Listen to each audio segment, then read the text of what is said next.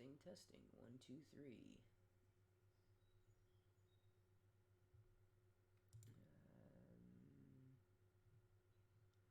Well, there's a preview of my stuff. And it says I am live. Give me a second here. If I unmute myself,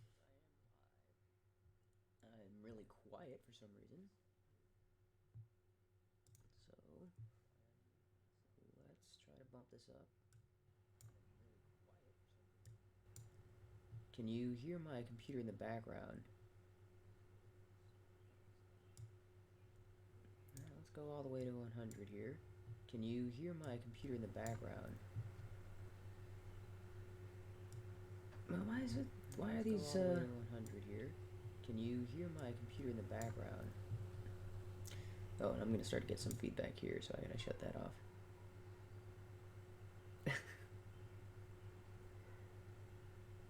I'm getting duplicates of duplicates here, as my apparently my recording is recording my recording. Yeah, I'm trying to fix the audio issue right now. It took me forever to get this thing to actually get online. Whoa, hey, I'm actually getting stuff on here? What's going on?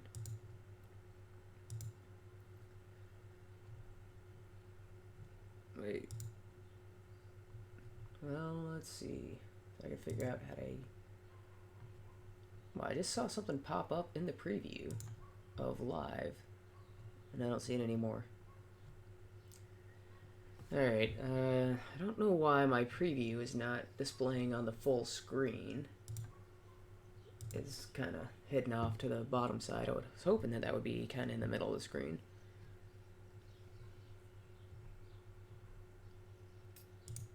Yeah, give me a second here. I'm gonna minimize my hangout because I can see my hangout. I don't need that to be taking up the full. Okay, and I'm going to the dashboard. Okay, so... Oh, and I just lagged there for a second. Is that still lagging on live, or was that on my end? Nope, my preview's fixed. What's going on?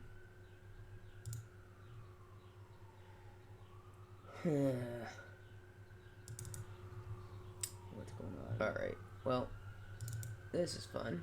It's a nice little, me playing with settings. What's going on? Alright, well, wait, shit.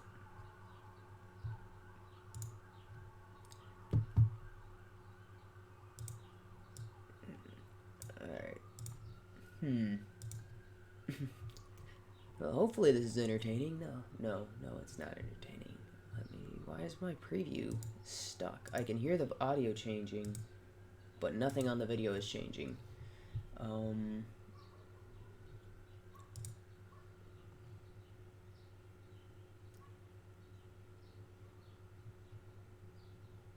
Is that my camera that needs to be plugged in and restarted here? Let me see. Oh wait, no. Why would it be my camera? That would only affect the Hangout, not the. I think I need to reset where it's getting its feed from. So. Oops.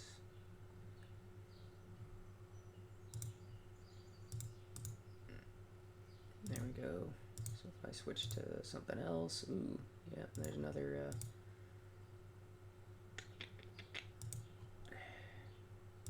No, I want. Oh, what the hell, computer?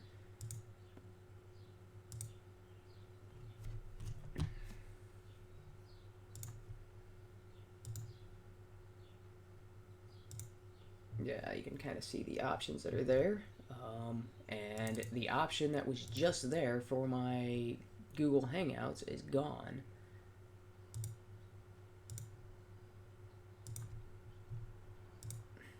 Whatever, it's back, and now I lost my video for whatever reason. Alright. Oh. And that should have fixed that. Whenever... Okay. Alright, so the video is no longer frozen. Okay, that's a goofy thing. Shouldn't have had to fix that. I can hear myself. I can see myself moving. Okay, so in the future I'll know what to do if the video feed freezes. It's not a problem with my internet connection. It's not a problem with streaming options. Alright, everything's set up. Sorry for all the delays. Wait, Daniel, can you hear me?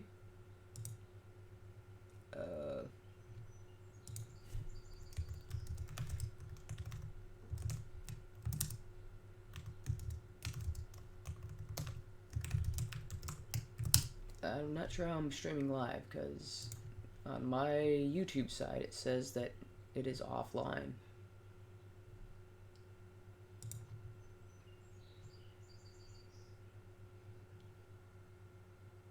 Yeah, it must be something in OBS that is doing it for me automatically. Okay, so in that case, I'm going to mute.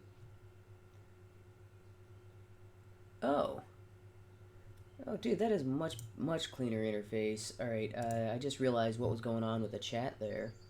So this is my, yeah. Sorry that I'm kind of learning these things on the fly, but I am going to. Ooh.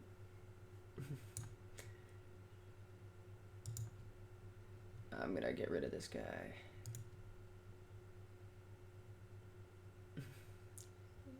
There's the remove option. So remove that one, and I'm gonna put the chat over here, so it'll be coming off in that big blank area there. So yeah, anytime you type something in the chat, apparently,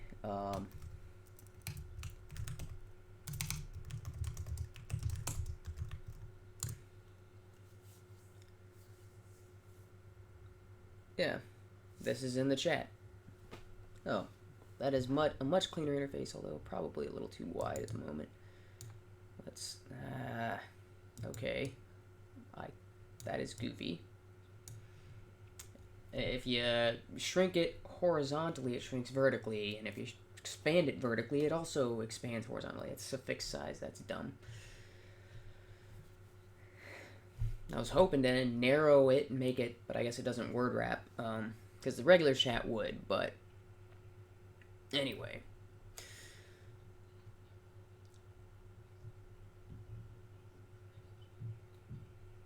Yeah. Okay. Sorry it took too long to get everything set up, but at least this should be my new stream. I was hoping to get all this stuff set up over the weekend and do a practice, but I have been just, like, out sick since Thursday evening. I had to call off of work for Friday, Monday, and Tuesday. Well, Friday I worked from home. Yeah. Friday I ended up working from home, although it was kind of a, I don't know, like 3/4 day, because the last end of the day, dude, I was just out. I couldn't think straight. Saturday and Sunday were miserable, so was Monday and most of yesterday. And then yesterday night it started to clear up a bit, and I went to sleep, and then woke up, no more fever, no more massive headache, no more golf ball sized lump, or at least what feels like that in my nostril. So oh man, I gotta turn that off. I can hear myself in the background. I'm such a nerd. Okay. So I guess that will keep the video will keep going on the YouTube, but not the audio, so I won't hear myself. And then I can re-enable this in case anybody jumps into the Google Hangout chat. Okay. All right. 15 minutes of me dicking around on the OBS labs, trying to get everything set up.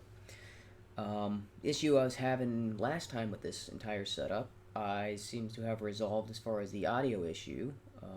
Because last time I had an audio issue where people could hear the Hangout but not me, or vice versa, and I could never get the two to align up. I think I have resolved that issue, because I'm seeing OBS recording my audio and then whatever my desktop audio is, because that's what in the original. So this is just Streamlabs OBS. It's just different interface. There's a whole bunch of extra stuff on that's included in this version of it. A whole lot of nice bells and whistles, and also it's got Streamlabs built right into it. And so Streamlabs is one of those things that I was aware of, but I didn't look into pretty really thoroughly because I didn't understand kind of how awesome it was. So it does everything that the Super Chat does inside the Microsoft, or not Microsoft, inside the YouTube chat, but it's absolutely free. 100% free, even when people pay donations and stuff like that. Streamlabs takes zero. I am not quite sure if that's a permanent thing, but as of now, and as of even like a year ago, still 0%, nothing. They take absolutely nothing. So even though I don't think I'm gonna get any kind of donations or whatever, I figured I'd use the Streamlabs setup just to whatever. It's just because it's like the YouTube chat, only it's superior in every way. Because YouTube chat takes 30 freaking percent. So as one of those things, is I figured I would show support for Super Chat show support for Streamlabs. And sorry, I'm still a bit out of it. I am dosed up on decongestant and an allergy medication. So it wasn't allergies. I know that because you don't need antibiotics to fight off allergies. But I was Sunday, like I said, Saturday and Sunday was just miserable. Got a prescription for antibiotics on Monday, and they've started to that cleared up the majority of it, but I'm still congested, so I'm still on that stuff. I'm not thinking as I mean, whatever. It's kind of hazy, but it's most of the way there. So I was able to work from home today, and actually do a full day's worth of work. All right. Yeah. Anyway, better setup. Hopefully, I'll be using this setup from here on out. No, what the hell? I actually got viewers. What's going on here? What is today? 3 people? What is going on here? Alright, well, welcome everybody who is watching right now. Watching me talk about, drivel about the new setup and technical crap. And personal illness. So you can hear me all stuffed up and stuff. That's probably going to be like that till the end of the week. Fun times. So I'm not gonna bore you guys with my, annoying voice that is more annoying now that I'm sick. But or at least I'm not gonna try to.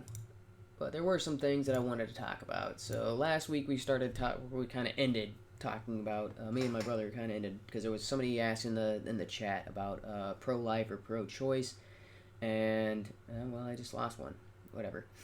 Pro-life or pro-choice, so I'm getting into that because I don't have any side topics or anything to end this on. Like I said, I've been kind of out of it all week, so, but one of the main, well, I guess maybe there's some time for a couple little side topics because this is stuff that came up on Twitter that infuriates me. So this doesn't infuriate me. This strikes me as,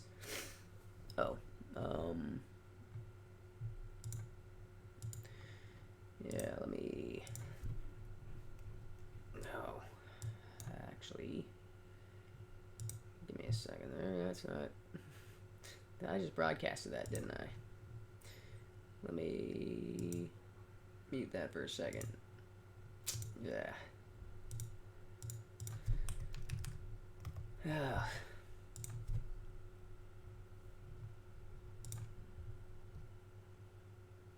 Alright, I'm still here, just... Yeah. Didn't want the link going out, and also, I think that just posted my email, didn't it? Give me a second again. Yeah. Oh, Didn't want the link going out, and also... Yeah, oh well, that's just my email address, but then again, that's all over my YouTube page, so I didn't want it to accidentally get anybody else's email out. Alright, turn it back on. Okay. Alright, so Sinister has joined me here. So there were a couple of things that happened this week. So the first thing I'm going to talk about, which is just kind of goofy, is I've been seeing these, and I haven't heard anybody talking about this, but this is something that's been annoying me or strikes me as very, very odd. Is there's these ads for some ABC show. Um, what were they calling it? Something live. Dang it! I gotta look up the name of the show here.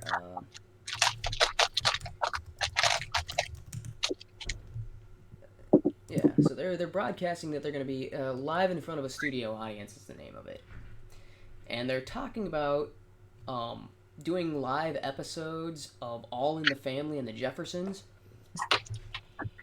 And I'm seeing these ads constantly, and it's from ABC, and I'm like, do they not remember All in the Family? Like, Archie Bunker is a he's like he represents everything that they would hate now. Like he is anti PC. He's the definition of anti PC. Like that's one of the main themes of the show is that he's old and stuck in his ways, and his new hippie kid is trying to change him. Like, oh, you can't talk like that anymore, Dad. Archie Bunker is like a, I mean, not necessarily a racist, but I mean, like, pretty much borderline racist. Um, just completely bigoted against people who are different. But he's playing a playing a guitar in the background. What's going on there? Sorry, was just tuning. I didn't realize I was not on. No, but I mean, Archie Bunker, you're like, if you listen to the Matt Stone and Trey Parker, when they were talking about South Park, they were, one of the inspirations for it was they wanted an Archie Bunker-like character on a show, but that couldn't fly nowadays because it would be it's so taboo and it's so wrong. And they're like, well, if we make him a little kid, okay, little kids are a-holes, he can be an Archie Bunker. That's how they were able. So Cartman, the heel of the South Park show, is based off of the character of Archie Bunker. And if you watch All in the Family, I'm just like, have these people not seen an episode of... He's not a villain, but he's supposed to be an unlikable guy. And yet, the people... ABC has been kind of notorious with pushing PC. I mean, because ABC is owned by Disney, and they've been cutting out characters and adding characters, and they've been adding... I mean, this is... Again, it's what we've talked about previously, if they just like to infiltrate SJW stuff into their content and into their programming. And I'm like, how can those two worlds collide? Because it will end in chaos.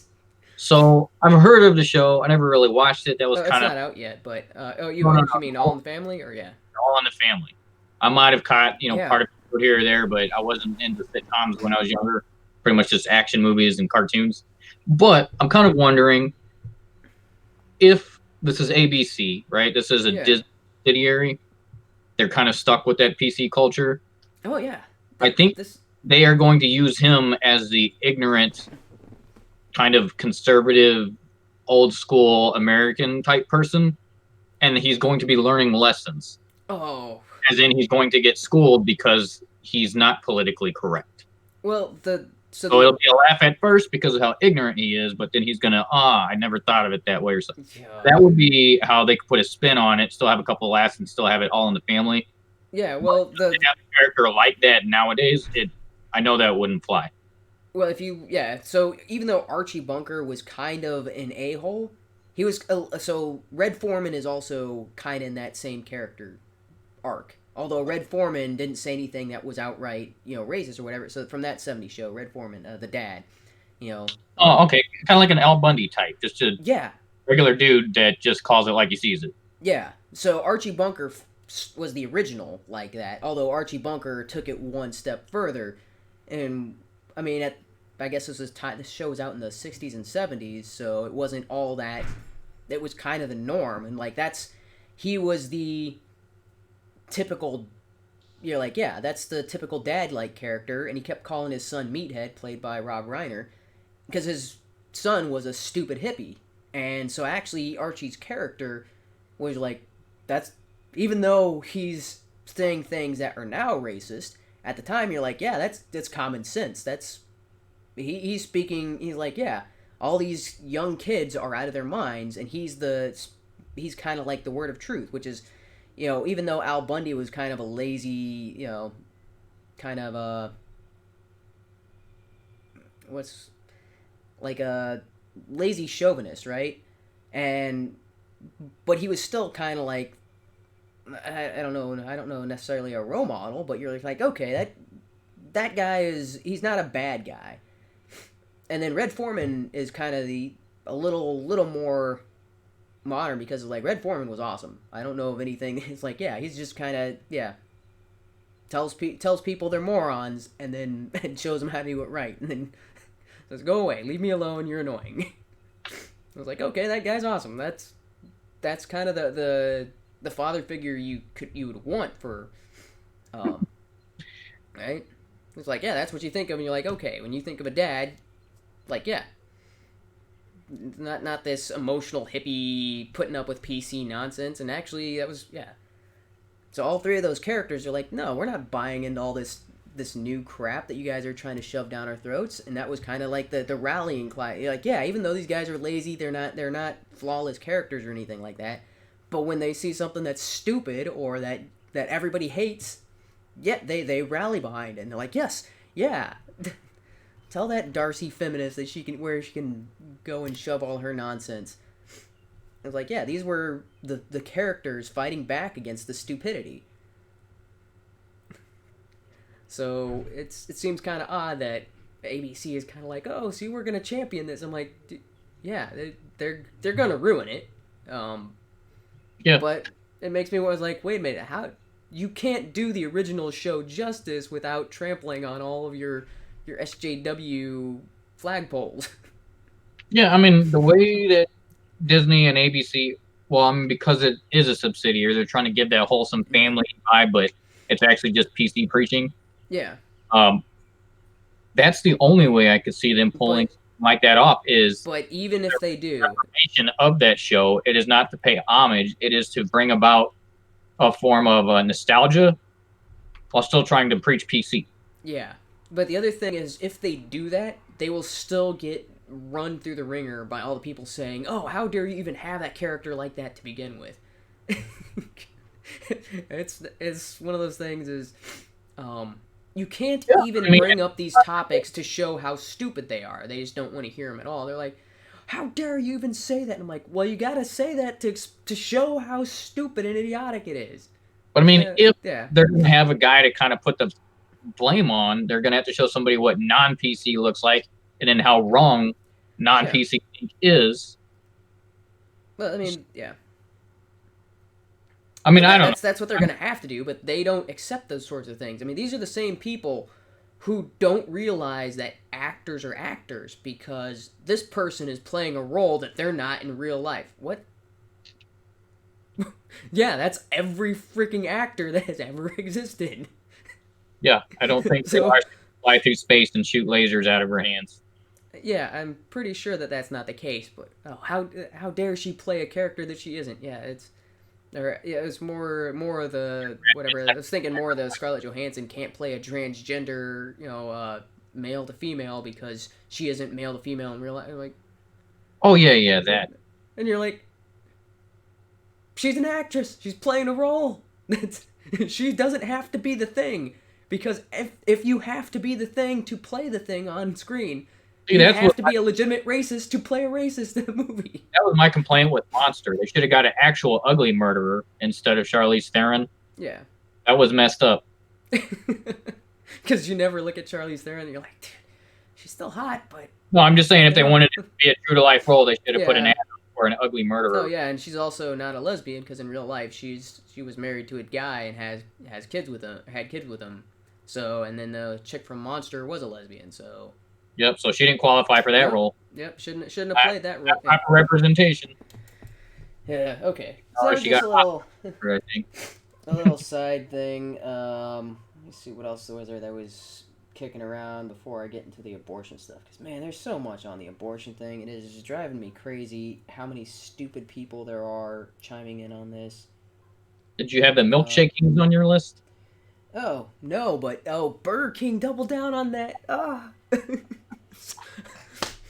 They're I about can't. business. Oh, dude, yeah, I, I can't understand the woke the Burger King is, which, I'm pretty sure it's because they're paying too much attention to social media, of which yeah, most people are not involved in any activism on social media and don't care. They don't want to hear about it. yeah, So whoever they are listening to is the minority loudmouth bunch, and they think, here's all our customers, but oh, it's not. and we lost our only one other viewer, but yeah, that's not. So the milkshaking. Well, I mean, if anybody's, well, there's only you that's apparently the other watcher, but if anybody else is watching, the milkshake thing brings all the boys to the yards, and they're like, it's better than yours. Anyway, uh, so it was about there was a protest that was planned against Nigel Farage to throw milkshakes at him, and police knew of this. It was broadcast everywhere, so they're like, okay, we'll just, hey, if you're in the area around where Nigel Farage is going to speak, we are going to ask restaurants not to sell milkshakes, so that way they, these people who want to go and throw them at Nigel Farage, they don't have the ammunition they would require. McDonald's says, okay, we'll not sell milkshakes that evening in the restaurants that are close by. And Burger King comes out on Twitter and says, "Oh, we're gonna sell milkshakes all night, no problem here." And like underneath that, this direct post explaining why McDonald's would not be. And you're like, so they're basically just saying they're announcing, "Hey, get your milkshakes here so you can throw them at Nigel Farage." It's like, what the heck is wrong with this company? They're advocate. It's one thing to be like, oh, never mind, we're not going to abide by that. We don't think there's enough of a threat or whatever. But to go out there and say, hey, get your milkshakes here, you're like, what do you think people are going to do with them? And then they come out with a tweet after saying, oh, but we don't ever encourage violence or anybody wasting a milkshake. And you're like, But you just did encourage yeah. it. And it's like, well, it's a little too late for that. And then, like I keep saying with all these analogies, it's like, that's like saying, well, I just wanted to jump out of the airplane without a parachute or any kind of way of protecting myself, but not hit the ground and die. And you're like, what the? You can't separate that outcome from that start. It's cause and effect. You can't just want the cause without the effect. What kind of nonsense are it? They've had multiple ones of those. I know Carl Benjamin got a milkshake thrown on him. And I thought Yeah. Tommy Robinson, did he get one? I don't know if it was. I don't There's know a if it couple was guys over there in the UK doing mostly the UKIP guys. Yeah, it was mostly UKIP. I don't think it was Tommy Robinson. I think it was somebody else. But there's also been people talking about this particular incident, and they're talking about one politician got cake thrown at them, and then within a week they were shot in the back of the head. And it was like, well, the precursor was, can we get close enough to hit him with this? It was like, well, if we can get close enough to hit him with that sort of thing, hey, right? It's one of those. It's like, it's almost like it's a precursor. It's like, well, I don't know if it's necessarily it kind of escalates. It's the idea of that is still assault. Yeah, it's just a milkshake, but it is the idea that you're physically taking action against someone whose political ideology you don't like, rather than standing your ground on your own ideology and discussing it, starting a petition saying, "Hey, this is wrong. This bill shouldn't pass." Whatever, there are plenty of legal routes to go through other than approaching someone and assaulting them. Whether it be throwing a milkshake on them, punching them, slapping an egg on the back of their head, or whatever, what have you. But as this becomes normalized, so too then will further retribution or it will escalate when they're like, oh, our eggs and our cakes and our milkshake aren't stopping the Nazis, so what can we do to ramp it up? I mean, it's the same thing that they keep yelling about, saying, all the mass shooters are these white guys that are probably conservatives and hate whatever, when, most of the mass shootings are just nut jobs that should have never had possession of a gun in the first place. But they're trying to blame it, and yet on their own end, it's already leading towards that. Their ideology is creeping into the violence territory. Antifa's been doing it for years now. Yeah, and that's something that I didn't talk about on my streams before, and that's was in Colorado, wasn't it? There was a shooting in Colorado, and the Oh, shooter yeah, was a trans. yeah. Two guys, one was trans and one was gay, I think. Yeah, and made it through the news. What, like maybe 6 hours, and then Yeah, gone. 24 hours silenced. And you're like, wait a minute, this is the same news that. How many weeks did they talk about the one in Florida, the one that made David Hogg a household name?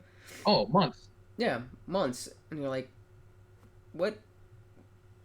Yeah, it was at Yeah, least 2, 3 months. And they and did the town hall thing. He got invited to Harvard. yeah, and this Colorado shooting, nothing. And it's because the suspects didn't fit their it's not a well, even the suspect in the Florida one didn't fit their mold, but they were like they're trying to shove him in there. They're like, we know he's Hispanic, but we all secretly know he's a white guy. Yeah. Yeah. I mean, Yeah. it's dangerous territory. People should be taught or should have this common understanding. If you disagree with somebody, go ahead and discuss it. Get in a debate. You can even Oh tweet, yeah. hey, I think your idea is stupid. Why would you ever say that? Feel free to discuss and use your words like grown-ups. There's no reason to walk up and just randomly punch somebody or throw stuff at them or insult them. There's no call for violence from either side, right, left, or center, doesn't matter.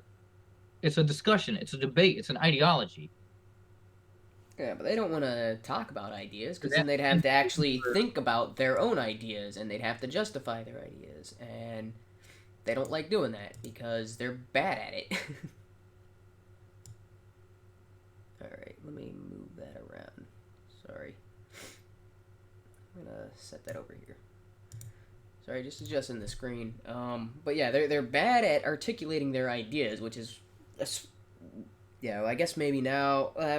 one more subject before we move on to that, to the abortion thing. But yeah, so it's because they don't want to discuss ideas because they're bad at it, and they lose the battle of ideas every time.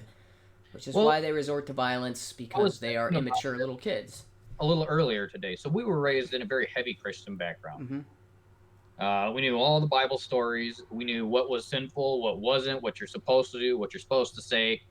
You know, we did a little quizzing stuff. There's all kinds of sermons on how you not lash back, but retort to someone. Yeah. Well, what about this? Well, here's this scripture, and here's 5 scriptures to, Yeah, because they're expecting you to know your stuff. Yes. However, do you ever remember questioning any of it when you were younger?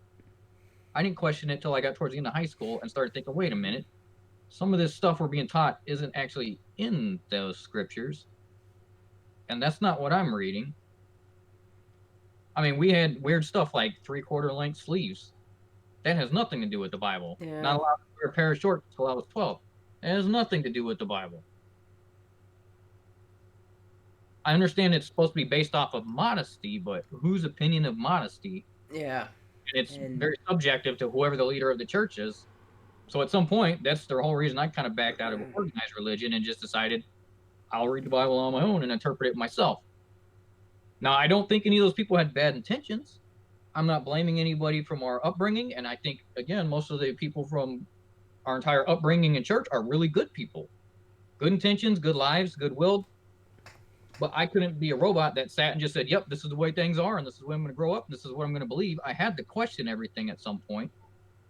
And this is the same mentality, I believe, that's creeping up on the left, is they are just simply taught to believe it, and don't question it.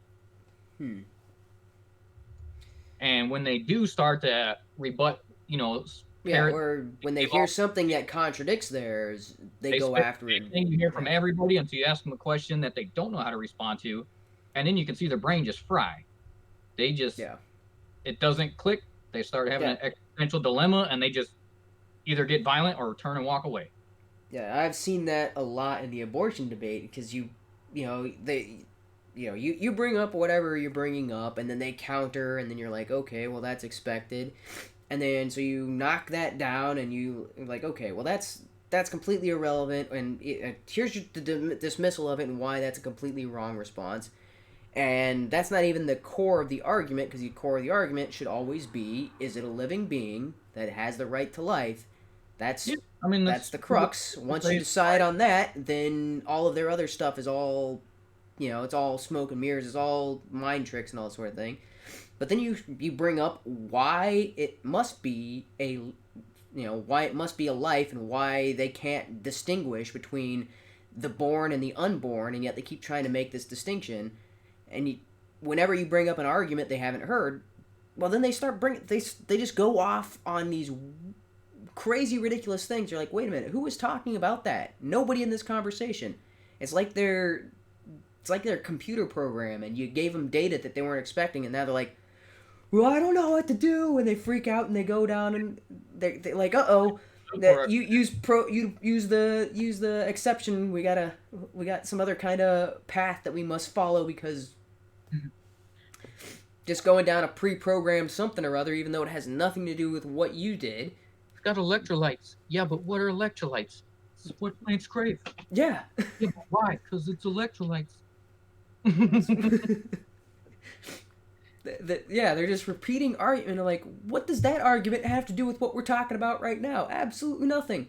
You just went down. Yeah, well, I mean, it's like, okay, so if two people listen to a song, a piece of music, they can have their own opinions. They may both like it. One may like it. Whatever their opinions are. But they can easily sit down and just discuss, well, I like this part where the bridge picked up. I thought that was a good chord progression, or this is not my style of music. I don't really care for it. I thought the guy's voice was weird, or her voice was weird. Whatever. They can have their opinions, and they'll sit and discuss honestly what it meant to them. When you get to these sort of PC debates or cultural debates, things like abortion, there is no free thought in there. All you ever hear are stupid slogans like "my choice" or "my body, my choice." Yeah. And you can't argue and say, how do you even know what you're talking about is your body? That's the question. You can do what you want with your body. That's never been a question. You want to buzz your hair off? Go ahead. You want to get 50,000 piercings? Go ahead. Cover your whole body in tattoos? Nobody cares. It's somebody else's body we're worried about. And they can't get past that. Well, my body, my choice. And well, it's in my body, and it's a parasite, and it's a clump of cells. And it's all you ever hear. Yeah. And the reason it passed the heartbeat bill in Alabama is because it's not a clump of cells, it's a heartbeat. Yeah. Completely different brain waves. They can tell the nervous system's already forming. They can feel. Yeah. And that was I realized a month and a half, that's a tiny baby in there. And that's exactly what is stated in the opening of that bill. It says, because of our advances in technology and because of what we understand about the human development, and it's specifically because we can detect heartbeats as early as 6 weeks, that we're like, wait a minute, there's a unique heartbeat there. That's something different. That you can't classify that as a clump of cells. A clump of cells does not have a unique heartbeat. But I think that's where it's like, okay, that's where we can definitively prove this is its own separate entity, separate from the mother. Like they state emphatically, that's not something that was possible when Roe v. Wade was being decided. That's not something that was possible when even Planned Parenthood versus I talked about this last week. Back then, they based it all off of accidents, donors, people that didn't survive births or premature births, and kind of guessing how the child was developing. But it's rapid. They become a tiny person within just the first couple of weeks. After that, it's just simply growing. They thought it was like, I don't know. Yeah, based on the textbooks they were looking at, I mean, that's the same arguments the other guy, the penguin guy, or Papa, or whatever, was debating me, and he was showing me pictures, and I'm like, that's not human development. I don't know what you're looking at, and they're like, yeah, it looks like some kind of squid thing, and I'm like, no, not at that stage in development, according to all of these other sources that are mainstream, as opposed to whatever your obscure source that you brought up. I mean, what we were taught growing up was artistic renderings of health theory. Yeah. Now we have actual. Yeah, we have. Take a look and 3D sonograms to say, yep, it's been 6 weeks, and you can see a head, and you can see arms already there, and there's a heart, and we can hear it beating. It didn't have that. In addition to 3D sonograms, we also have, because we've got rapid technology where we can take pictures of things on our phones, on things that we carry around with us all the time anyway. We also have images of stillborns at different stages of development. Yeah, it's hard to up or say, hey, no, there's no photo evidence. We don't know what happened. Everything's documented. So that's why, like, those websites where they were talking about that I linked to last week. So some of those were 11 and 12. So one that's been circulating around on Twitter right now is 9 weeks. That is after detectable heartbeat, and it's a picture, and it is it's pretty graphic, and there is no tail. There's independent arms and legs. You can see the fingers. The eyes do not look human. They look like black specks, almost kind of alien. And Yeah, the eyes um, haven't, the eyelids haven't yeah, formed. The eyes are still forming oh because they're not used yeah, yet. yeah. It's right now. It's just like at the start of a pupil as opposed to the full eye, and there are no eyelids yet, and You anything can and see things where the like that. nose is starting to form. You can see where Yeah, the eyes are forming. You can see where the mouth is starting to form. and it's got you can see the cluster that is the nervous system, or sorry, not the circulatory system. It's pretty because their skin is kind of transparent, and people uh, Translucent. yeah, translucent. Sorry, yeah, translucent, not transparent.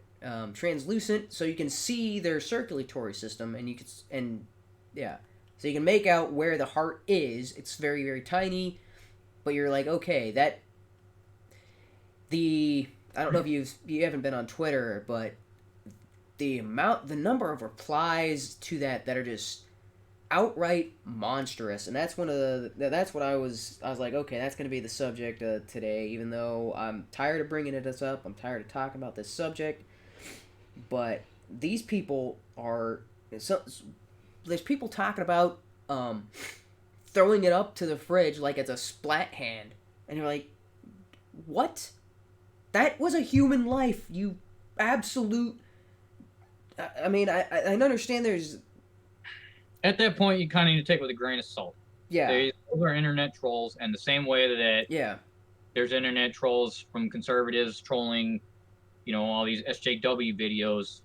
It's the same thing. There are just people who are looking for a rise. yeah. I mean, It's there's like a earlier tweets where he thought he was, an edgelord and posting stupid stuff about things he never should have posted. Came back 20 years later to bite him in the rear, or not 20 or 10 years later to bite him in the rear. Lost his yeah job for a moment. It's just stupid people posting dumb stuff. So you yeah can get mad and argue, or you can say, "Look, that's kind of ignorant. I'm not even gonna follow up with that." yeah. So there's I understand that there's an element of trolling to it, but when they're advocating that these laws be struck down, and then these are the positions they're taking as opposing to those laws. So this is something Mike Cernovich he's talked. I mean, he's talked about being pro choice for a while, and there's this pro life who posted the picture of that 9 week old, and he said, looking at the comments underneath that post, he's like, I am pro choice, or at least I think I am, but after seeing these comments, I think I'm on the wrong side. And you're just like, yeah. I was like, that's exactly what you're gonna get. You're like, if that's the type of people who are supporting these, supporting abortion, Well, people who are like, oh, well, it's just for you got to think about her being a victim, and I'm like, well, no. the people who are in favor of that she's a victim narrative, they're also on here saying that a human at 6 weeks or at 9 weeks is basically just a gummy bear or an alien or a splat hand. I'm like, that's that's the people you're with. Baby. Yeah, they can't walk around. They're not going to walk for another 2, Oh, 3 years or 2 years. They're premature. They're yeah, very fragile. That's why they have to live in an incubator for a couple of weeks in the hospital. But they still are viable for life. It is still a developing human being. It's just yeah. a little further along than a 9 week. Well, that was one of the stupider arguments I got into this week. Some absolute moron said, "Oh, if it's not a cluster of cells and it's a person, then why doesn't it have an apartment and a job?" And I'm like, "What the?" You ever 18-year-old with an apartment and a job? When's the last time you saw an 18-year-old with an apartment and a job? Yeah, that was exactly. I was like, "Oh." A 25-year-old with an apartment and a job. Yeah, I was like, I guess this person thinks that most people under 30 that she can just go and abort them because they're not real people. No apartment, no job. Yep. You go get a job and get an apartment, we can kill you at will. Yeah, there's a lot of stupid There's arguments main out there. points that kind of drive me nuts, which do not make sense with this whole argument, right? So the whole "my body, my choice" argument doesn't quite make sense. No. The fact Separate that heartbeat, separate DNA, that doesn't qualify. 99 or 98, I'll even give them the 2%. 98% of abortions are not due to any sort of extreme condition. It's not due to rape or incest or, unwanted sexual advances or even a failed contraceptive. for that matter. That's lumped into the same group. Contraceptives are 99% effective. And if you're using 98, 99, yeah. in there, you've got a good chance of nothing happening. Yes. So the vast majority, well, we'll even say 95%, are just because people were wanting to fool around and have no consequences. They are not extreme. Yeah, so the statistics for contraceptives, I think I brought this up in one of my videos, is that they are, at least the condom and birth control, are 99% effective when used properly. Correct. But in the studies where they have to account for people using them, using them most of the time instead of all the time, missing pills and things along those lines, because they have to factor in things like that, they were saying the most effective that they could qualify those things, because people do use condoms 8 times out of 10. Then it can't be 99% effective. So when they're actually accounting for human behavior, the statistics on how effective those things are drop closer to 80%. Vasectomy is still 98 or to 99% effective, because it's not something, oh, I forgot my vasectomy today. But it still means if you use a contraceptive 100% of the time, yes, 99% guaranteed that you're fine. Nothing's going to happen. Yeah. So that comes down to inconsistency and human error, bad judgment, which is 99% of abortions. Yes. So it is not these rare cases where they keep bringing it up. Well, what about this? What about that? That's like saying we shouldn't have stop signs because every once in a while someone's rolls behind you and not pays attention and hits your bumper. Yeah. Let's all stop signs. It's a bizarre argument, especially, so this is something that's been going around. So Florida in 2018, their statistics is they document all the abortions that come through there, or at least the reasons provided by the people getting an abortion. So there's about 40% that offer no response whatsoever.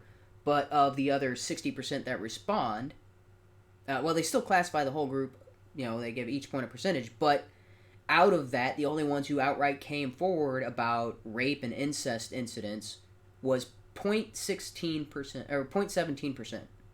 Yes. Not even 0.5%.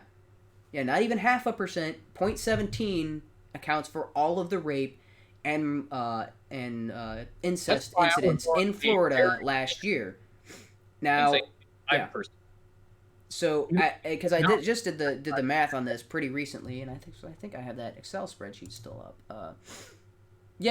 So out of the 70,000 abortions in Florida, and so this is all from the same survey, that means 105 abortions were rape and incest out of 70,000.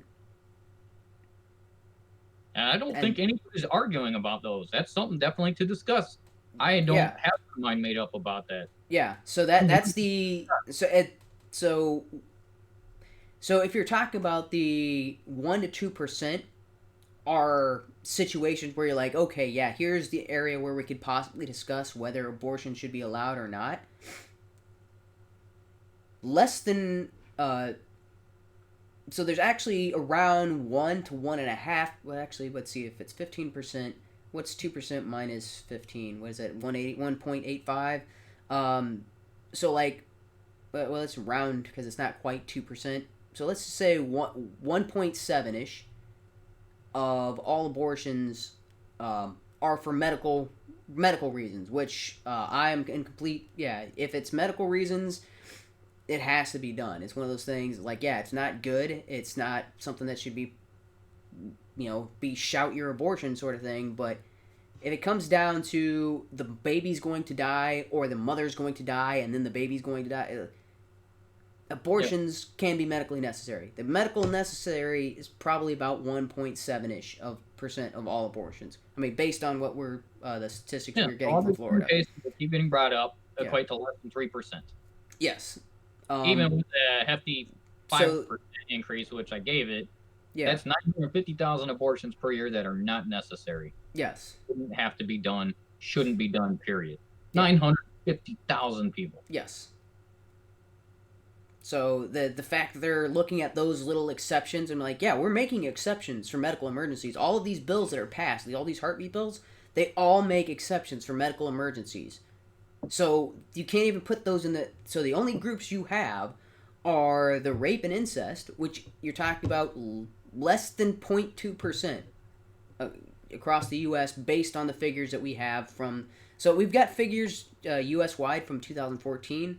The most recent ones are from Florida specifically, and they kind of mirror up, or they match up almost across the national averages. There's slight deviations, but it's close enough where you can like, yeah, whatever's happening in Florida, we can kind of expect those same percentages across the nation, based on the same numbers from 2014. So, based on that, it is 0.2% incest and rape. That's pretty much exactly what it was back in 2014, and in the years before, like the other statistics we have from the CDC before that. 0.2% is what these assholes are arguing, and they're like, oh, how dare they pass this Alabama bill because there's 0.2% of abortion. Then let's cancel that and say, let's focus on these, and we'll do a case by case. We can leave it up to a judge. They can discuss it with a doctor, and the judge can say, okay, I rule that this is a necessity. Just bring it up somewhere and say, hey, we think this is a necessity in this case. Let's take care of those issues because they are the actual victims. Those are the ones whose lives are in jeopardy, the ones with the health risk, the ones who have been assaulted and manipulated.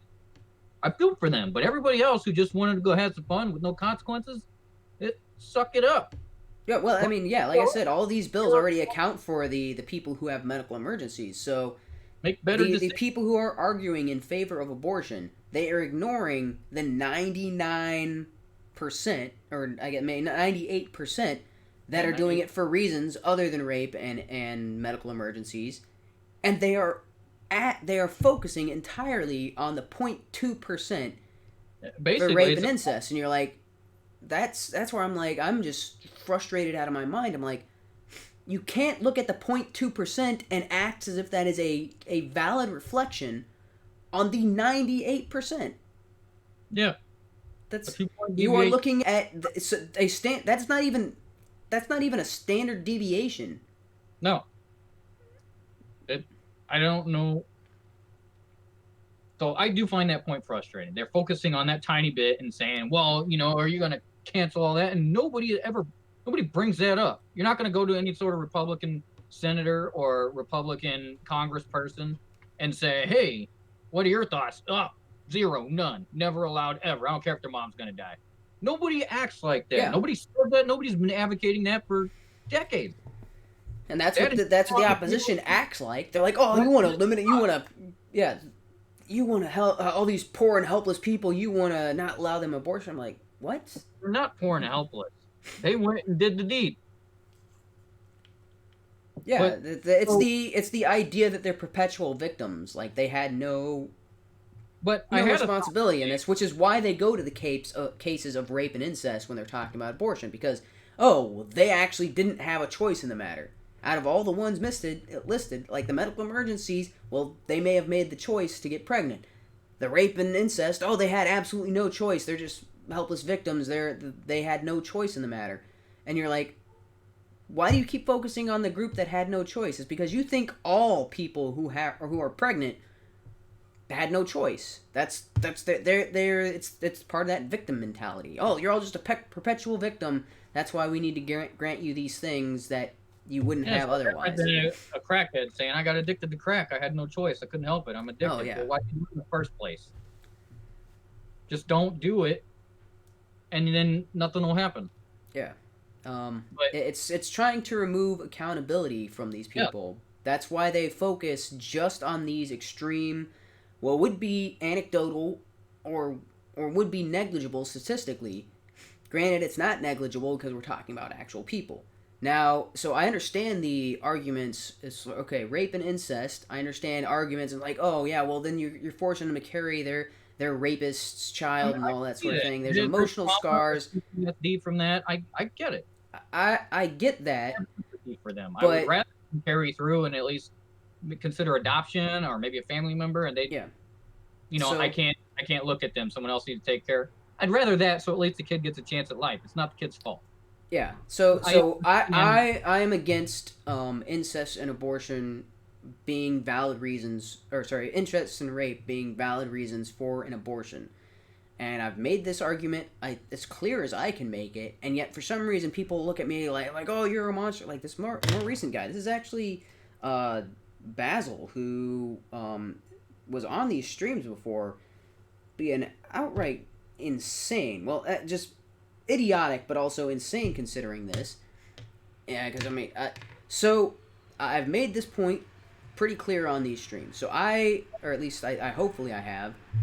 I am against abortion in the case of rape and incest because I don't think it makes any sense to punish an innocent third party for what somebody else did. It's like, to me, it is no different from Steve stole my car, so I'm going to go kick Bill in the nuts.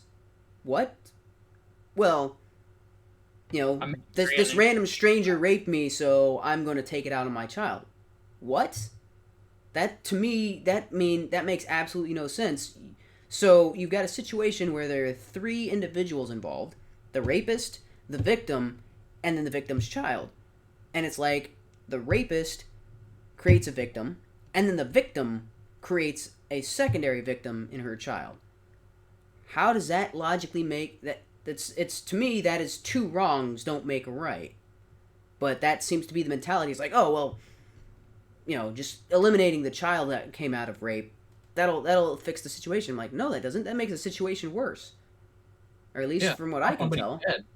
Yeah, it's like, I mean, I understand that, and that was my yeah, point. That that's what I agreed with just a moment ago. Where I said I'd yeah, rather it be born, and even if you do adoption and say I can't handle being a parent, I didn't choose this. This isn't my kid. yeah, Whatever. At least give the person a chance at life. They are a yeah. person. But So so that, even though I I advocate for that, however, if there is a law that includes, so like the Georgia bill, right? It includes an exception for cases of incest and rape. I understand why that would be the case. Why people would be more willing to support a law like that. Because yeah, and I'd my rather idea of it open. yeah, I am firmly in a support. It's not like I would be like, oh, that law doesn't go far enough. No, can't support it. No, I'm like, that law is 1,000 times better than what was there without it. Yeah. I am willing to say, you know what? If that's the law that goes into play, and no one is going to support See, you know what I amending think. that law to remove the exception for rape and incest, You doesn't know need what to I be think would moved. help. It's something where I'm like, it's not. I don't know. It's a weird way to say that. Being It's raised not as worth and it's fighting, become but it's discussion. hmm? So again, us being raised Christian, Yes. I know I have heard of that happening once or twice where the mother actually kept the child because they Oh no, understood that's actually the they do majority. not abort. You just don't. Kind of like Catholics say, I don't ever get divorced. We don't care if you guys are Yeah. slitting each other's throats. It's just you don't do it. So there have been instances where, yeah, they were a victim of rape or sexual assault, but they carried the kid anyways because that was their belief system. Nowadays, where abortions are so prevalent and nobody cares, and it's almost become a virtue signaling for feminists, like it's a good thing. It's a good thing you killed somebody. Let's clap hands and in Yeah. solidarity. Because it is so commonplace, that is now the extreme of it. And now everybody's empathizing and saying, yeah, I can see your point of view. But if it gets so stigmatized because it is now illegal, except for those are going to become the only options or the only times when it becomes available. Meaning anybody else who even talks about it, anybody else who brings it up or says, I wish I could get one, I want one, that will be stigmatized again. That will be looked down Yes. upon as in, well, you're just a child murderer. And when that used to be the case, that's why people who are part of these assaults, these actual victims, will still carry through because they didn't want to be part of that mentality. They just thought of abortions as a whole as a horrible thing. And even though became a victim, they didn't want to take part in it anyways. Yeah. So I think And in those cases, if everything else was outlawed, those cases of abortions would decrease as well, simply for the fact that it is now stigmatized in society. well, and even though it's not stigmatized, 70% of rape victims who become pregnant opt to keep their child. Oh, I didn't know That's that. That's that's a because large I percentage. brought that I brought that up in my debate, and I was like, yeah, that's 70% as of was it 20 according to a 2016 study that was Oh, either then it's most 2015 of or them not even 2016. advocating for it. It's just Yeah, the people who want it just because. yeah. So the people who it's never the victims of rape who are the ones who are advocates of. I mean, well, it's rarely the victims of rape who are advocates of abortion, because the vast majority of them are like, nope, I kept the child. Why should I punish my child for what their father did? Well, it makes perfect sense. It's not like the child had a say. I'm like, hey, dad, let's go rape her. No, child wasn't even there at the time. Was and it's not like people who are. It seems to me that people who are in favor of aborting the child of rape have this kind of sins of the father mentality. That, oh, well, the dad was a criminal, therefore the kid's going to be a criminal. That Yeah, doesn't. hereditary. It's not hereditary. It hasn't like Not at there's all. no statistical evidence. There's no yeah no. It's not like you could. It's not like the children of criminals get put in jail because their dad was a criminal. That's effectively what these kind of people, the mentality that they're operating off of. Like, oh, your dad was a criminal. Enjoy your life behind bars. For what? Well, your dad was a criminal. Like, it doesn't work like that. Yep. So You can anyway, that's only kind of one of yeah. the big points that I really have Mm-hmm. trouble kind of wrapping my head around how you can be in the opposition is just the percentage of people that need it or quote unquote need it versus those who simply want it because they do not want the responsibility or repercussions of their actions. Yeah. It's ridiculous when all we ever hear about are these extreme circumstances, and even in those circumstances, you said 70% would actually opt to keep the Yeah. child. So it's not even that's almost not even a viable reason. Yeah. But point two, the whole my body, my choice. I was listening to Shapiro's podcast from yesterday because he kind of got on this subject again, Mm-hmm. especially with the bills Oh, popping back. it's been there's been a I couple had of to these wait bills a that day. passed, and that's why it's been around the Started getting news. out the Game of Thrones spoilers. So I paused it yesterday, binge watched season 8 last night, and then watched it today. But I was thinking, my body, my choice. And then Mm-hmm. I was thinking surrogates. A surrogate mother, it's not her egg, and it's not her sperm. That doesn't share a single ounce of DNA with her, and yet it still combines and it still grows as a normal infant. And that's biologically and scientifically accurate, which is exactly why we have Yeah. surrogates. Meaning, all babies are not part of the mother. Any mother can form a Yeah. contract with an egg. The umbilical cord attaches. It wraps it around the what is that sac called? The A placenta. yeah. Wraps Drawing a around the egg to blank. protect it. Feeds the infant. Any woman that has functioning organs can mother another woman's baby. We have that technology nowadays. Which means the baby is actually not part of any woman's body. It is a separate entity, Yes. period. It's almost like Wow. a astronaut floating in space and they just have the oxygen tether. That astronaut is not part of the spaceship. They just use the oxygen to survive. Yeah, that's a good It has point. Bringing in the surrogate moms. their body, their I'll have choice. to remember that because that's Well, I don't know yeah why that popped in my head, but I was like, wait a minute. Surrogates, it's not their body, period. Not even 1 ounce of DNA is shared. yeah So if they can do it, and that's how an egg actually works, is it'll attach to any woman that has a mm-hmm. health functioning reproductive system, then that's not actually part of their body at all. Even the egg is a separate entity after it has been fertilized, after something has happened to it. yeah As soon as it merges DNA, it is a completely separate entity, which is why everyone says at conception. But usually it's because it is part of the mother and it's been there her entire, it is one of her eggs and it's growing in her womb. But a surrogate is not, and yet it's the exact same process. There yeah is nothing different. Infant won't be able to tell the difference. There, nothing yeah changes, and it growing inside a surrogate does not change the DNA makeup of that child. There's zero influence at all. That child is still from the original parents. Yeah, it's not like, oh, surrogate mom. Wait, well, how does it come out with with Mother your eyes and not ours? Why embryonic. does he look like his surrogate mom and not not our mom? Yeah. So mother's wombs are just embryonic chambers to help an infant grow to where they can live outside the womb. It is not part of the body. Whatever's in there Yeah, is not part of her system. It is a room basically for growing people in. yeah. And while Yeah. I think the idea of an artificial womb creeps me out, but if we advanced our scientific knowledge to the point where I know we're partway there. from conception on a person could be kept alive in an artificial womb, that would completely eliminate all of this. Or well, hope no, these people would still be advocating for abortion because they're outright monsters sometimes. Yeah, they just want it. They're looking for any excuse. But that's why the my body, my choice didn't make any sense. And then as I was thinking about the surrogate mother, I'm like, well, I mean, that eliminates the whole my body part.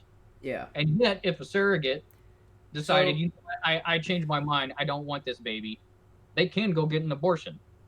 yeah. And it's not her body. And it was someone else's choice that she agreed to and signed a contract. Hmm. I wonder if that's ever happened. I'll have to look that up. See if surrogate Surrogate has an backing out? abortion. I'm sure that's happened. Surrogate getting an abortion. Yeah, they just looking That's for some extra cash. Hey, wow. go ahead, baby. 2 months, they're getting morning sickness, and you're like, I can't handle this. We need to stop. I'm sure that's happened. Man, I that mean, would be I'm just okay. guessing here, but So, so the surrogate idea, I guess, this will kind of end on a little happier note because that is something that keeps getting brought up in this. It's like, oh, well, you don't care about the children, whatever. You just want to punish the mom, sort of thing. And I'm like, well, they if want to punish these them. children were allowed to stay alive and were not aborted, they would go into, and the mom didn't want them, then yes, adoption is the way to go. It's like, hey, if the mom didn't want them, carries them for 9 months because she has to and cannot legally get an abortion. After 9 months, she can and will give them up for adoption. So, our adoption system in the U.S. is absolutely horrid. So, Here, Alabama has one of the highest adoption rates in the country, or yes, might be number one now. yeah, As last year, yeah, so they're very pro-life. yes, and that is primarily because of religious individuals and religious institutions. And part of the reason, or one of the main things holding back adoption, well, not only is it this abortion thing, but it's also it's people's lack of morals. I mean, we've gone over that sort of thing, but people's separation from anything religion, that like they're so adverse to anything religious they won't even go to these religious adoption centers or On Shapiro's podcast, he was reading. I think it was a New York Times article saying abortions are moral. yeah. So it's gone completely 180 the opposite direction of what people should be considering as a moral idea, the preservation of human life. Yes. That's the preservation of human life and adoption, and I'm glad to know their adoption is available. But one of those things that this is something Basil was talking to me about. But Basil's an idiot. He's illiterate. Because during that conversation, I said the mother doesn't lose a right because she never had the right to kill an innocent life before she got raped. But after she got raped, she still has all the same rights that she had before the rape. So she loses no rights. And he's like, oh, how dare you say that you want to take all her rights? You're basically a Muslim. What do you want, Sharia law? I'm like, you can't read. You're a moron. So that was he asked me about the adoption situation and trying to come up with solutions to make adoption better. And he actually posted something. I'm like, I don't have a problem with that solution, but apparently he does and thinks that's monstrous.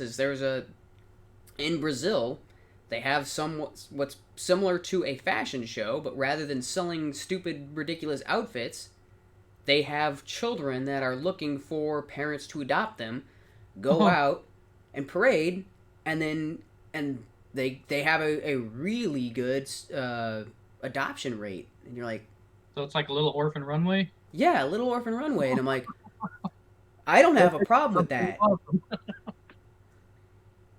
He was looking at me, he's like, oh, this is what you want, and I'm like, actually, yeah, that's a phenomenal idea. The You're runway, give me a quarter turn and give me the saddest look possible.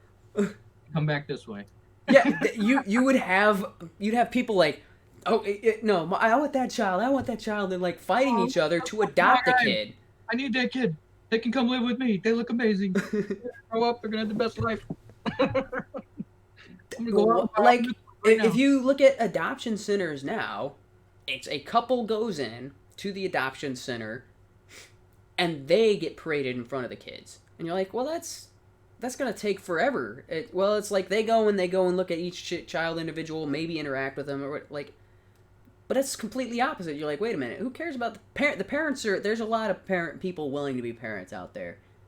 The children are the ones who need to find almost like a talent show or a beauty pageant, right? The kids have to learn skills, different things, and they go out, perform skills, play some piano, violin, sing a song, and then the ones that are still left have to sew the clothes and the outfits for all the other kids, but they get paid for it, and they can earn a living to help move out on their own.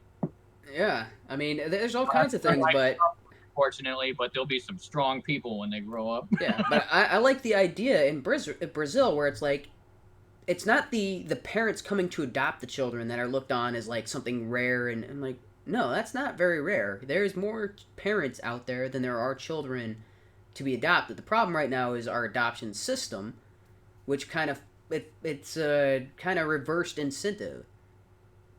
I guess maybe it's because adoption centers are, they're looking at money, and so they can only cater to parents that have a lot of money. I'm not sure exactly how the Brazil system works. Maybe there's a lot of less red tape for these organizations that are getting, but they are successfully finding parents for kids who need parents. They've found a system that puts them together faster than what we're doing in the U.S. And I'm like, that's amazing. That's exactly what we need. Okay, you don't have parents, you don't have kids. Match them up.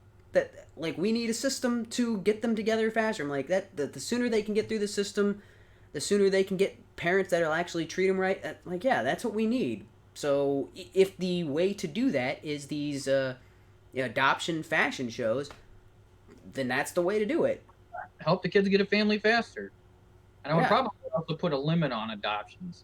If you've already given up, one kid to adoption or maybe two, you're going to get penalized after that. You need to start taking more responsibility for your actions. You can't just go out and have a kid every year or two, dump them off, say, hey, someone else take care of them. I'm just going to go party over here. I was like, there has to be a system for people to.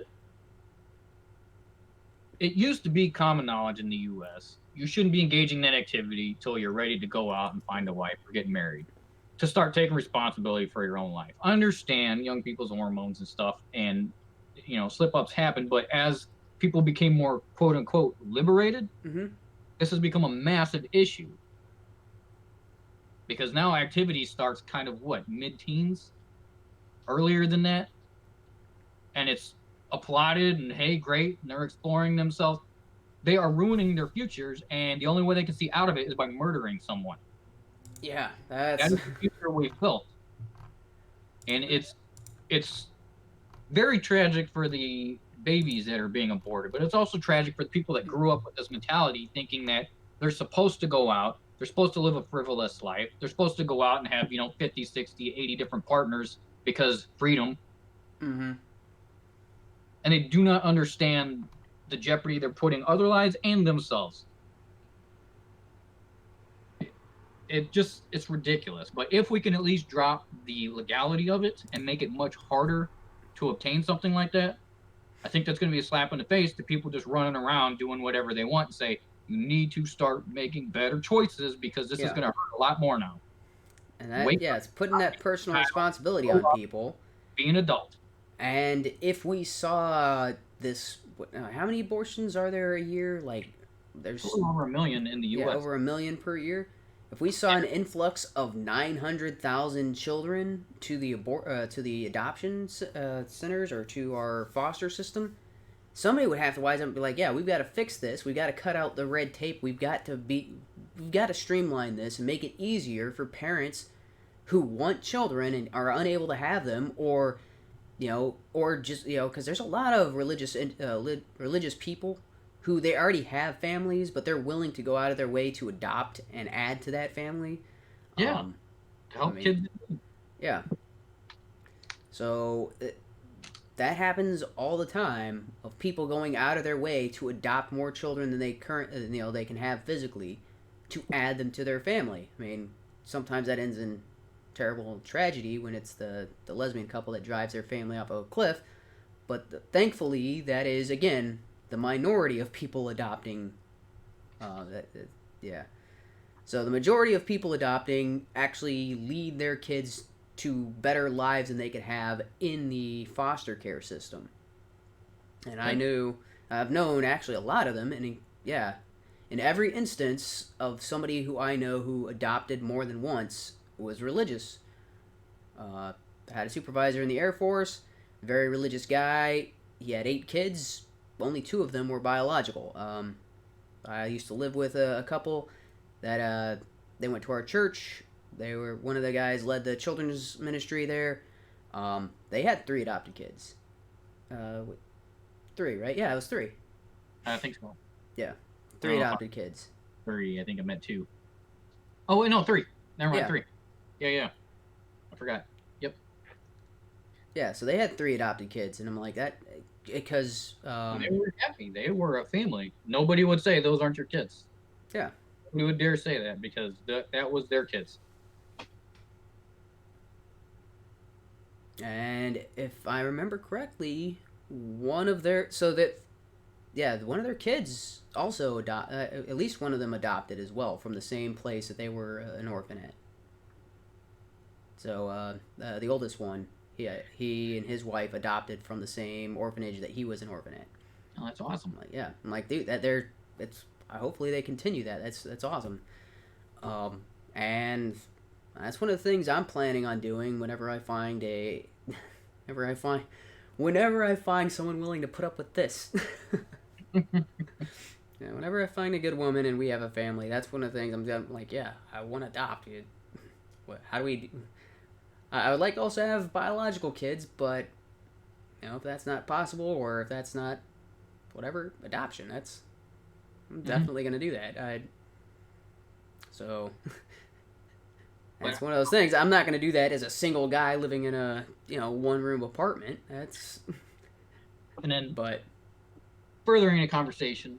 So I brought up 2 points that just seem to get hounded to death and are the main talking points of proponents for abortion, which is they focus on the extremes rather than the bulk of abortions, and then they don't understand what my body, my choice means.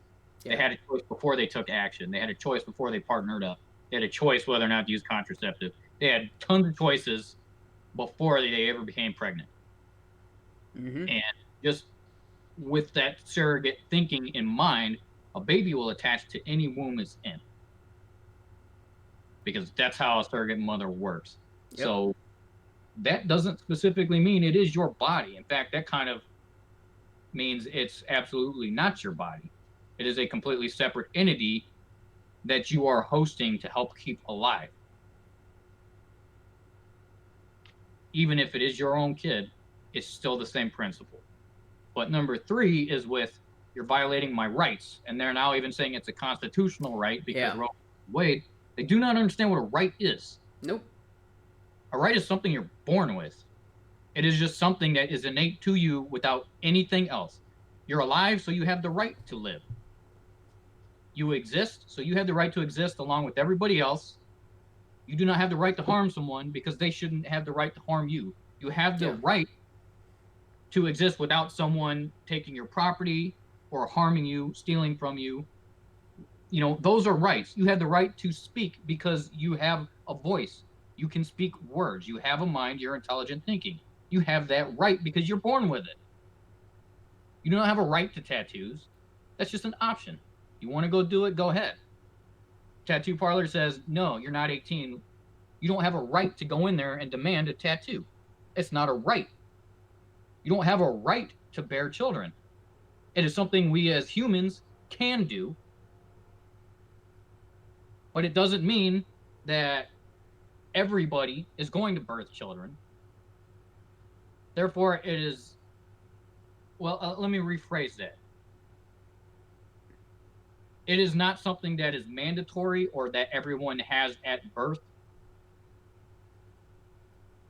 You're not born with the right to kill somebody else. You're not born with the right to take other people's rights, because then they Well, also have the right to violate your rights. So you have the option to birth children. yeah. Well, so the way it's But rights are something that's inherent to your yeah existence. yeah what you're getting at is rights are always negative. Someone is not allowed to do something to you. Rights aren't can never be positive in the fact. So that's what you're getting at is like the Correct. a positive right would be the right to a tattoo. Somebody has to give you a tattoo. The right to bear a child. Well, someone would have to impregnate you, or give you the ability to. Like, well, that's not. Children, so you better impregnate me. Yeah. You can't do that. You don't have a right to health care. You can't put a gun to a doctor's head and say you're going to do surgery now. You pay for that. Yeah. You have to have an exchange, and they have to agree to that exchange. So not your natural rights are things that people can't take away from you from the start. Things that you have that no one is allowed to take from you without your permission. Correct. For these other things that people are claiming to be rights, they're not rights because they don't fit that category. Or privileges or options, or because in order for them to be rights, they would have to be provided to you by someone else because you don't start off with them. So correct. if they are rights, then somebody else doesn't have the right to free them. They don't have the right of free choice, of freedom of association, because this one person was introduced to the world and they don't have X, and I have to give them X. Crap, I am now their slave until I give them X. Well, just like there's not a right to a standard of living. What is considered a standard of living in the U.S. or first world country? One TV, a smartphone, a refrigerator, air conditioning. Ridiculously high standard of living that is higher than most royalty in all of human history. Middle class U.S., 80 years ago. Even a poor person in the U.S. right now has a better life than the King of France in the 1400s. The King of France in the 1400s had chefs prepare various meals. I think it was 1400s, right? Yeah, I don't remember when exactly. This is one of those stories that goes around a lot by economists. They're talking about the King of France used to have a bunch of chefs prepare multiple meals from him, from around the world or whatever, all the various cuisines every night, and he'd go around putting his finger in one and tasting it and all that sort of thing until he picked the meal that he wanted, and he went, that was his evening meal, and all the other stuff got discarded. In the U.S., we have the internet. Any type of meal in the U.S., even if you are homeless, you can have a meal that the King of France wouldn't even dream of. You're like, yeah, $20, $20 can get you more than a royal could get every night, less than $5, you can walk into McDonald's and there's an entire menu. Yeah. You can get. They have like a 2 for $5 deal even. Yeah. Super cheap stuff. You can go anywhere. But yeah, none of that is a right. Yeah. Because you're born doesn't mean you're going to get your own house someday. Doesn't mean you're going to get 2 or 3 cars. Doesn't mean you get to have a flat screen TV or you get to play video games all day. None of this stuff is a right. Yeah. Also, the King of France back then would have had to crap outside. Homeless. There are plenty of restrooms that are indoor, provided to the public. Public parks and things like that. You can have running water. You're better off than a king. 600 years ago? Better off than most people. 200 years ago? Hey, guess what? You didn't die of dysentery today. You're doing pretty good. Historically speaking, you are one of the luckiest people ever. So they're conflating rights with privilege and It's not even charity anymore. It's Yeah. more virtue signaling or Entitlement. entitlement. Yeah. It's massive entitlement and grandstanding versus actual rights.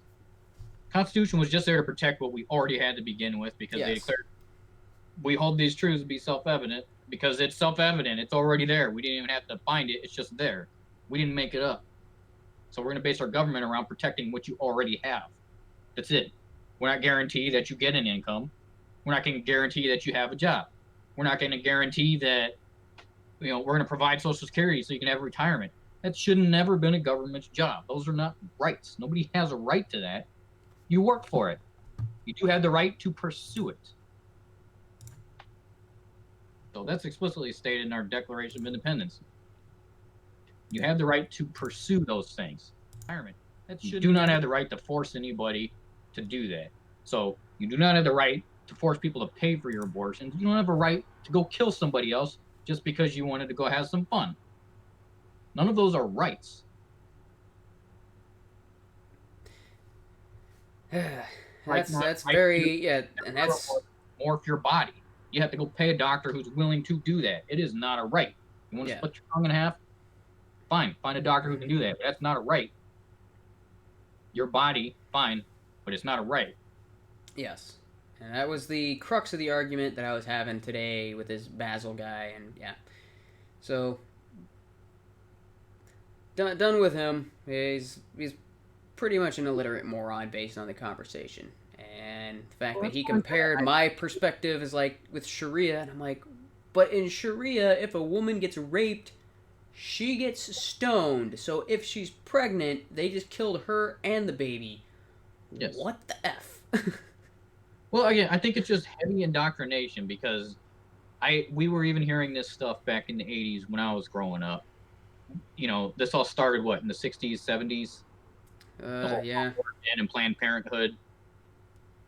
It wasn't widespread, but it was already there. This has been slowly getting indoctrinated into each new wave of young people, each new generation, until where it's considered common sense that this is the way it is. So that's why I like to weigh that against our upbringing with Christianity. I am still a Christian, but it's not because I was told to. It's because I decided to look into it and say, is this real or not? But if you're a Christian that's told, hey, there's God, you don't need any other proof and never question it, or you're a heretic and you're going to burn in hell, I don't think you're actually a Christian. You're just following along. So that's one of the things that's... Yeah, we'll get into that in probably another debating topic, is about what various denominations of Christianity teach, because a lot of them kind of have that mentality of this is the way it is, don't question it, sort of thing. And I am very much against those types of denominations or those types of dogmatic... yeah. So, I mean, that's... although I wasn't able to attend over the weekend, I am Jehovah's Witness, and I think that was one of the things that attracted me to that, is it's built into their daily... the Bible studies, into their worship services, is studying on your own and learning what it actually says, and not just accepting what somebody else tells you about it. It's constant studying, constantly teaching yourself so you can teach others. I was like, yeah, that's exactly what you're looking for from a religion. It's like, verify everything. Study. You should look at both sides. Look at the side and say, abortion should be acceptable and should be legal. Why? And then from the other side, say abortion is wrong and immoral and should not be legal. Why? Question both sides and then find out what actually makes sense. Don't just accept what you're given. And I think anybody that sits down and legitimately looks at all angles would say, and cares about human life, so that's kind of a prerequisite, would say, yeah, I do care about human life, so I don't believe others have the right to take it. Yeah. So, I mean, coming from a religious perspective, you come to that conclusion based on what the Bible says about abortion, what the Bible says about life and forming you in the womb, and punishing someone with death if they unnaturally end the life of somebody else's child. That's in Exodus, where it talks about two men getting in a fight, and if the wife steps in to stop them, and the other one man punches the wife in the stomach, or whatever, and it causes her to lose her child, that guy gets put to death. okay, God seems to be pretty certain that that's a life, and it says a life for a life in that passage. But you also come to that same conclusion from a completely secular perspective based on the Enlightenment, because even though the founding fathers and Thomas Jefferson said endowed by our Creator in the Declaration of Independence when they talk about natural rights, many other philosophers who talk about natural rights had no belief in any kind of deity, and they still came to the same conclusion that men have, or that humans, mankind has natural rights. And I'm like, well, if you keep following the logic of natural rights, you come to the same conclusion. So both from a religious perspective and from a secular perspective, you arrive at the position that all humans have the natural right to life, and that right life should not be ended. Yeah. And then it just stands to reason. It's like, well, if we're all humans, and a developing human inside the womb matches all the same criteria that we use to classify ourselves as human, well, then it also has that same natural right to life. So, either way you go, you reach the same conclusion as long as you keep the truth, or what's a better way? Consistency with the initial premise of that ideology. You reach the same conclusion. I would say is if you value humanity, as in, do you value yourself and humanity from whence you came? Then those are the conclusions you would come to. Yes. What I am saying is the devaluing of human life. Yeah. Abortion is one of those effects. The prioritizing of illegal immigrants and criminals over your own citizens. The fact that racism seems to be springing up and people are becoming more intersectional and claiming, hey, you can't be part of this group because you're not this race, you're not this skin color. You're devaluing other human life in order to prop up your own because you belong to this group. We're slowly losing our grip on what it means to be human. Not black, not white, not Hispanic, just human. Yeah. And everything that you're talking about, at least all those ideology or all those things, all those devaluing of human lives, man, the left seems to embrace every single one of those notions that would develop human, like whether it's climate change and eco nonsense, is anything humans do is bad and evil and is terrible and we should stop it, and basically like, well, so basically you want all humans to die, and they'd be like, yeah, and you're like, okay, so you don't value human life. It's like, I mean, all of these seem to value animal life more than human life. Yes, they still value their life above the animals, but all other humans are lower. Yeah, because they relate to those animals. They think they're cute or whatever. Yeah, I understand. We shouldn't go around abusing people, and I don't like the massive chicken factories and cow farms where they're stuffing them full of hormones, and I don't like that. I don't think we should be there, but. No. I'm not going to say I'm never going to touch beef again because poor cows. No, it's not. Yeah. I'm going to worry about the subsistence of the human race versus another species. I just think we need to be careful of our environment and make sure we're being good stewards. I think that's the way it always is. Is you have to take care of the necessities first, and then you start working on the things like the niceties. Like, yeah, even though it's a terrible situation, it's what we have to do to survive, and then once survival is secured, then you're like, okay, well, now we can work on improving these systems, making them better, making them more humane, making them more self-sufficient, making them more sustainable. Yeah. But these people are like, nope, we want all the sustainability now before we get the survivability. I'm like, what's wrong with you? That's the whole idea about the massive immigration waves. We need to get our country in order first. We need to be unified. We need to stop with this two-party system and understand that we're not supposed to have parties. We're supposed to be unified as U.S. citizens. We can vote on minor issues. We can elect individuals for our districts and whatnot the way it's supposed to be. But we seem to be split half and half. And it's the elites on the coast or in the major cities and in the rest of the country. And we can't even get ourselves in order, and yet they're advocating to bring in wave after wave of immigrants who don't even have to get acclimated. They don't even merge into our society anymore. Mm-hmm. They're building the whole sub-communities that don't even speak English, and we can't even get our own act together. We have to get our house corrected, get our border secure, and then we can start getting immigrants in here faster, better vetted. Say, hey, yep, check, no criminal background, come on in, welcome. You got some skills? Welcome. Let's get this done. We've got our specific ports of entry. Now things can flow and they're working better, but we need to clean up our act and get the necessities taken care of first. And right now we're kind of falling apart. All right. Well, it is getting late, and I'm getting a little sleepy. So thank you for joining me. I think we kind of covered a lot of topic and a lot of spaces, and I did have 3 viewers, but down to 1. Oh well. Yeah, I think the one. Yeah, sorry for doing this on a Tuesday. Yesterday I was too out of it to do anything. I was.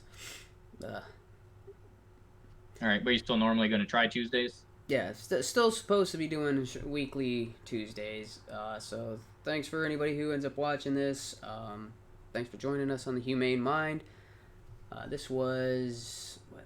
Oh, so this was episode 83. Did I update that number correctly?